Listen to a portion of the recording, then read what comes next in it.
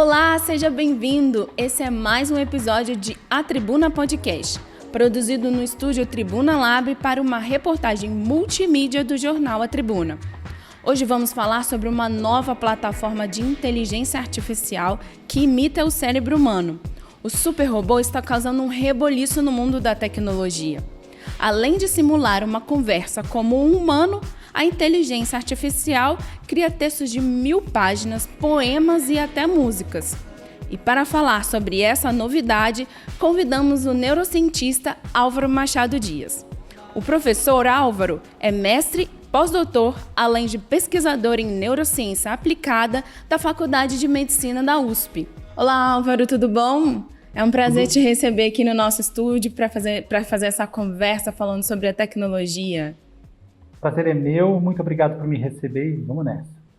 Então, Álvaro, essas últimas semanas, esses últimos meses, tem falado muito sobre uma novidade que tem aí no mercado, que é uma inteligência artificial que imita o cérebro humano, né?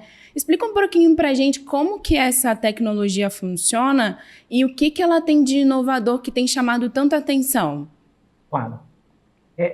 O que está em alta agora é um chatbot. A gente tem chatbots há muito tempo. Então, por exemplo, quando você entra numa página de um e-commerce e tal, tem sempre aquele balãozinho chato que só serve para nos atrapalhar, que é um chatbot. Esses chatbots tradicionais, o que eles fazem é determinar, a partir de palavras que você usa, uma sequência comunicativa. Quando muito. Em geral, eles estão fora do ar e eles vão dizer para você que aquilo vai virar um e-mail e você talvez receba uma resposta. Mas nos cenários mais coloridos, eles estão te trazendo aí uma interação baseada em palavras-chave.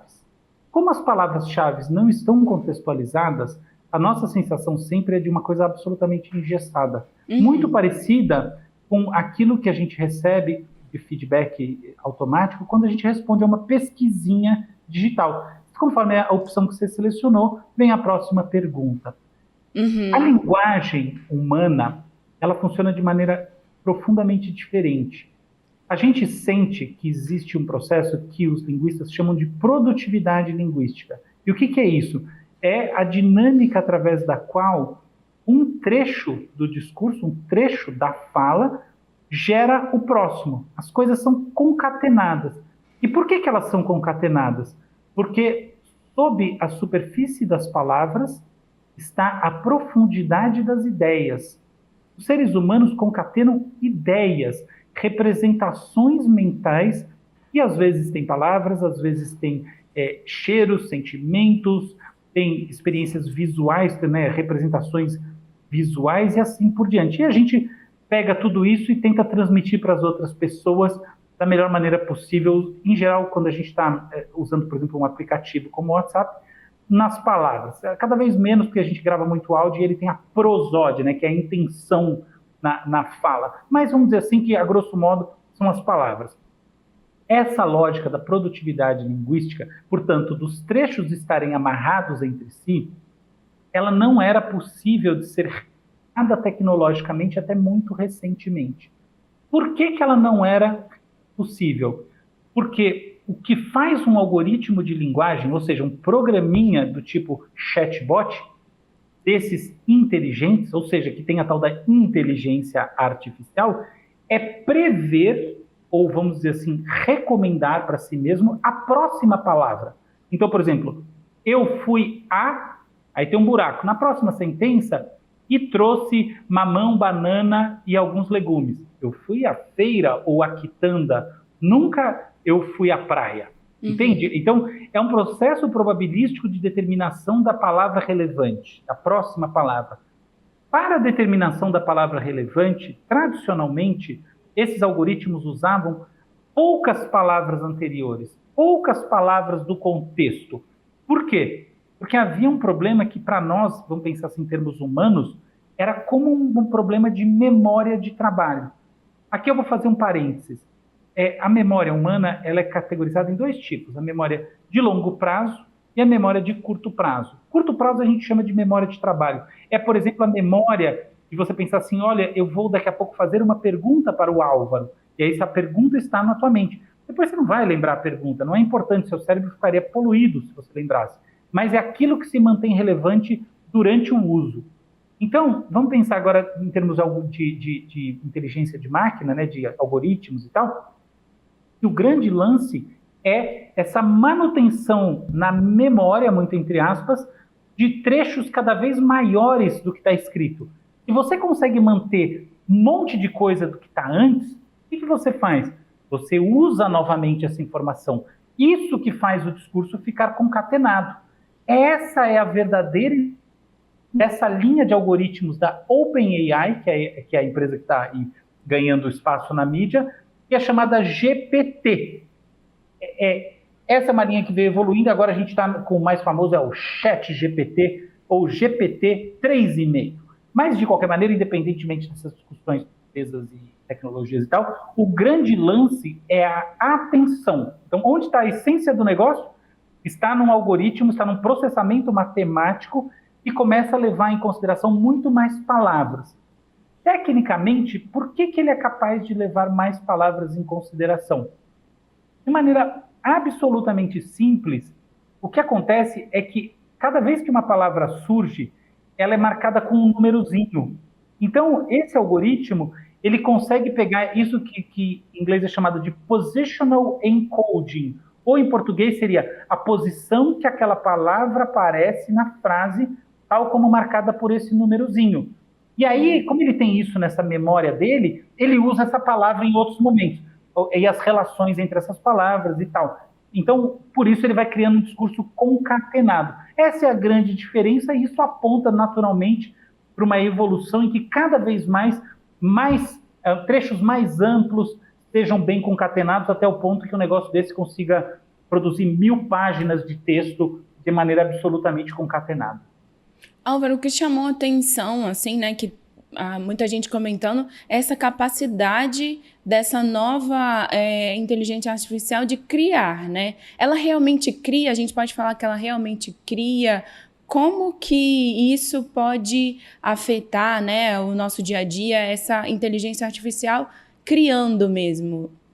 Nesse sentido, um algoritmo como o ChatGPT, ele é capaz de criar coisas novas. São variações de temas, mas são variações que não replicam exatamente o que existe. E como é que a gente determina isso? Como é que a gente bate o martelo para dizer, poxa, realmente isso que você está falando, Álvaro, é verdade? Porque existem ferramentas, a gente faz isso usando ferramentas de plágio. E quando a gente passa essas produções pelas ferramentas de análise de plágio, que elas basicamente têm uma grande base de dados com textos da internet, a gente aquilo passa incólume. A gente tem como resultado a resposta de que não é plágio. Então são construções, sim. E o que isso muda, né? Por que eu fiz essa introdução? Porque, olha, a gente tem, de um lado, produções intelectuais complexas, radicais, sofisticadas, opinativas e assim por diante. Do outro lado, a gente tem as produções que basicamente replicam uma estrutura, que também tem alguma coisa de novo, mas pela sua própria natureza não podem ser radicalmente distintas daquilo que já existe, porque evidentemente elas cairiam quadrado nesse espaço delas. Tá? Então, por exemplo, o exemplo máximo disso é postagem para redes sociais. Quem trabalha com isso sabe que existe uma estrutura do engajamento e tal, por mais que você possa variar, tem um modelo de fazer a coisa, tanto que as agências aplicam esse modelo quase sempre. Um aplicativo como esse é capaz de fazer essa segunda atividade, mas não a primeira atividade. E, conforme ele evolui mais, ele é capaz de fazer essa atividade mais replicativa de maneira ainda mais profunda, mais eficiente e mais cheia de nuances que a aproximam da verdadeiramente criativa. Então, a gente não precisa ficar com medo desse tipo de tecnologia, essa evolução, substituir a criatividade humana. Então, vamos lá. Eu acho que mais ou menos, porque boa parte do que a gente faz em termos criativos entra numa esfera replicativa. Você está replicando a forma. Tá? Então, você, por exemplo, até pensar no meu caso. Então, eu sou professor da Universidade Federal de São Paulo, que tem um monte de gente assim, muito inteligente, falo de neurociências, assim, tem cheio de higiene, cheio de debates sensacionais, mas tem um arroz com feijão. Se não tiver o arroz com feijão, inclusive eu não cumpro o programa, sou exonerado. Então, eu tenho que pensar que eu preciso formar pessoas que não sabem nada. E para formar pessoas que não sabem nada, eu preciso transmitir um conteúdo numa ordem que está bem estabelecido, a partir de uma literatura que está aí há algum tempo, por mais que ela mude e tal, mas alguns princípios, né, o cérebro continua ficando dentro da caixa craniana e coisa assim. Então, essa parte eu posso dizer que sim, ela poderá com o tempo ser feita por um sistema digital conversacional. Já existem videoaulas, já existe um monte de coisa, então na verdade não tem nada de novo nisso, mas existe uma diferença grande do ponto de vista da experiência de consumo da informação, de você ver estaticamente, você interagir, eu não tenho dúvida. Então, um sistema como esse, ele sim será capaz de prover as pessoas que têm essa vontade, né, o consumidor de informação, de, vamos dizer assim, o suficiente, de informação suficiente para formação em qualquer área. Porém, não será capaz, não dessa maneira, produzir reflexões mais profundas.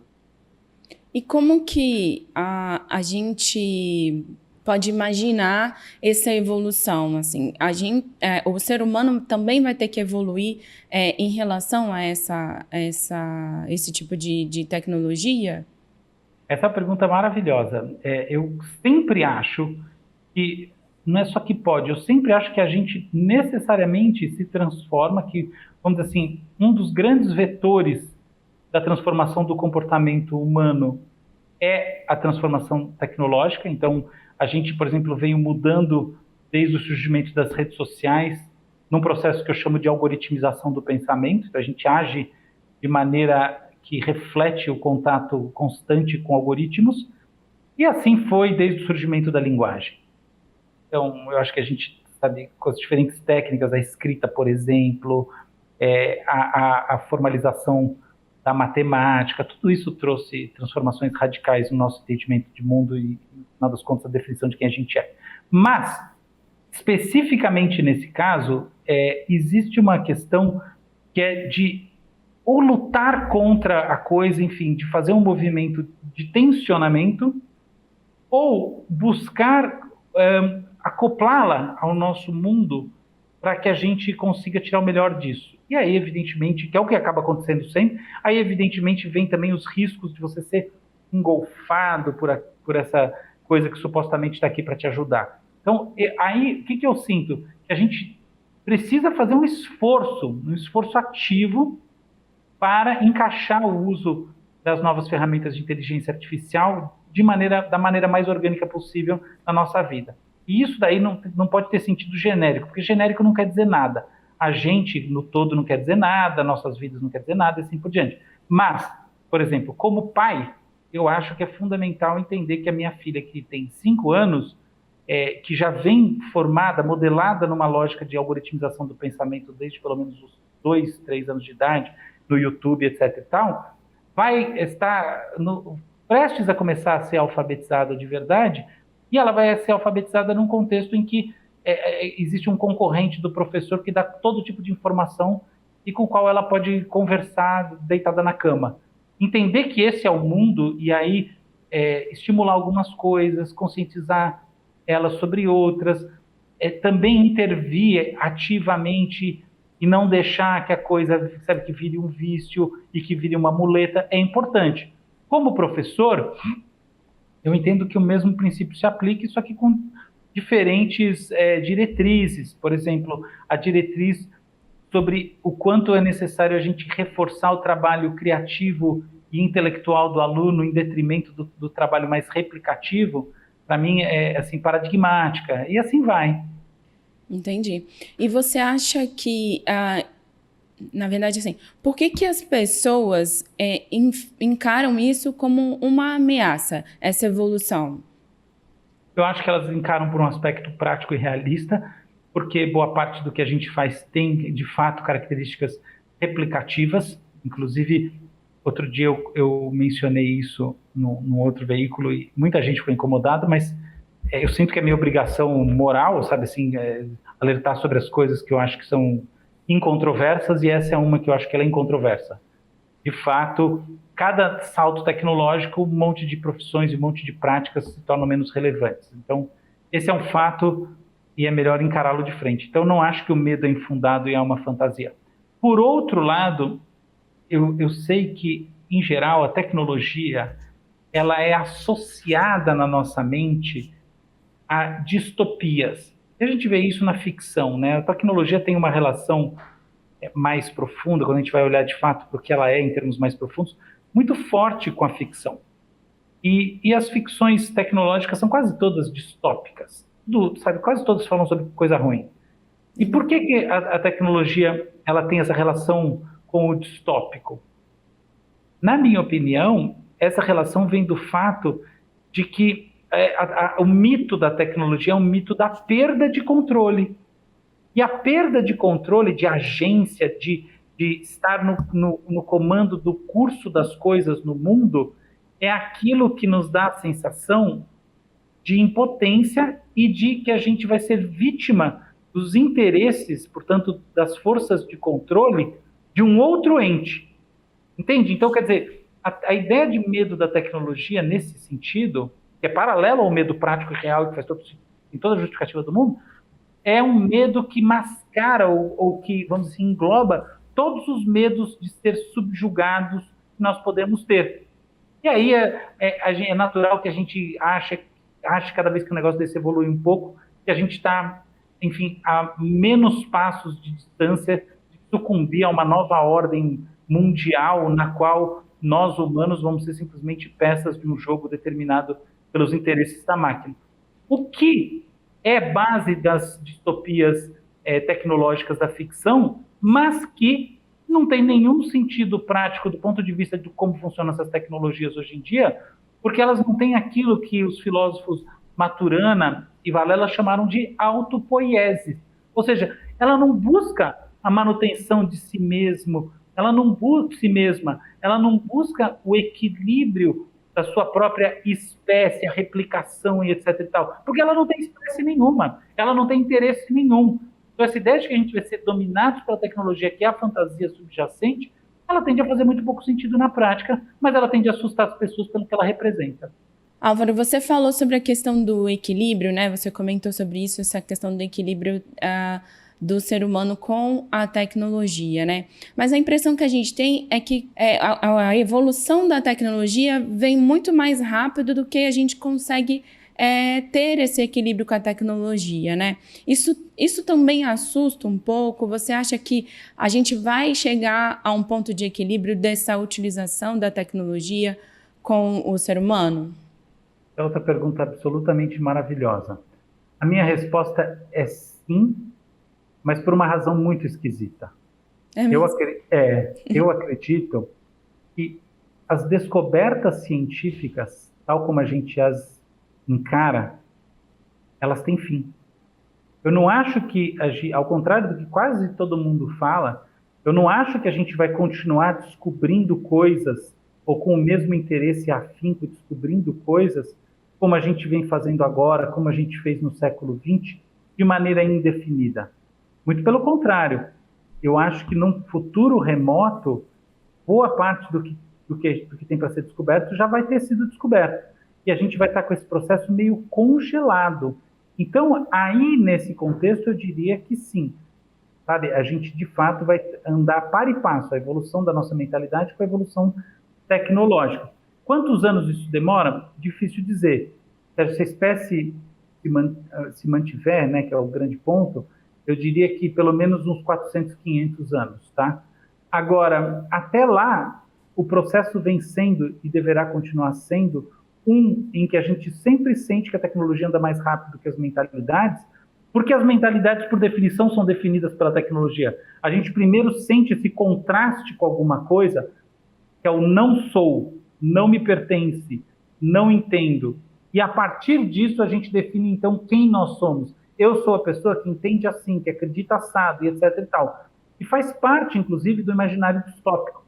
O imaginário distópico, ele não é só uma representação, como na verdade eu falei do aspecto que é o canônico, principal, ele é a representação de todos os medos de perda de controle que existem, mas ele é mais do que isso. Ele é essa percepção de que a gente não entende algumas coisas sobre o mundo. E isso sempre isso vai existir enquanto a ciência evoluir. Álvaro, você queria deixar algum recado, um resumo disso que a gente conversou para que as pessoas entendam um pouquinho sobre essa questão da evolução da tecnologia? Sem dúvida. Eu acho que, assim, o meu recado, em primeiro lugar, entenda que, de fato, a gente está num momento em que novas tecnologias estão surgindo. Eu sou um cara que sempre relativizar essa ideia, sempre. O metaverso eu relativizei, outras versões de machine learning, né, de aprendizado de máquina artificial, relativizei. Agora eu não relativizo. De fato, algoritmos de linguagem que permitem conversação e produção de qualquer tipo de conteúdo e que estão mobilizando todas as grandes empresas de tecnologia do mundo numa corrida gigantesca, não é brincadeira. Então entenda que de fato tem uma mudança. Não se acanhe em não conhecer. Uma coisa que você pode fazer é pegar o próprio chat GPT, você pode entrar no site e pedir para ele... É gratuito, né? Gratuito. Assim, tem o plano gratuito e o plano pago. Não tem o plano gratuito. Você pode pedir para o próprio negócio te explicar o que é e como funciona. Não se acanhe de enfim, sentir que você não sabe o que é e por causa disso se fechar. Você deve conhecer para você poder ter mais conforto interior, mais segurança. É bem interessante isso, né? Que você falou que não tem competição, né? Entre a tecnologia e o ser humano, né? Afinal, Não é a é. gente que cria, né? Exato. Eu até acho que aquilo que é chamado de singularidade, que é um momento em que máquinas vão ser efetivamente capazes de replicar os aspectos profundos da manifestação do ser humano, vai acontecer. Eu acho que isso vai acontecer não porque essas máquinas vão ser feitas por algoritmos, mas porque elas vão ter estruturas orgânicas ou quase orgânicas na sua base. Então vai ser uma coisa totalmente diferente. A gente vai ter máquinas que é como se elas fossem sistemas neurais verdadeiros, orgânicos. Elas vão ser uma mistura, por assim dizer. Então isso vai acontecer. Mas a gente vai ver isso, eu e você. Bom, você não sei, você é bem mais nova, mas eu acredito que eu não vou ver isso. Eu acredito que isso é coisa que não vem nesse século. Então, ainda que eu acredite na singularidade, eu não acho que ela está em discussão nesse momento de forma alguma. E, portanto, a gente tem que ter uma visão um pouco mais parcimoniosa, sem desespero, sobre o que está de fato acontecendo. Então, ok, muito obrigada pela sua entrevista, pelo esclarecimento, né? Que a gente vê muitas novidades chegando, começa a ficar um pouco assustado com essa evolução toda, né? Ainda não sabe usar, não sabe como é que funciona. E é sempre bacana ter alguém para explicar para a gente. Muito obrigada. Eu que agradeço, é sempre muito legal falar com você e um abraço para todos os leitores e também para todo mundo que está assistindo aí online no YouTube ou qualquer outro canal. Tchau, tchau. Tchau, tchau, obrigada. Esse foi mais um episódio de A Tribuna Podcast, que está disponível na versão impressa de A Tribuna, no canal do YouTube e nos principais tocadores de podcast.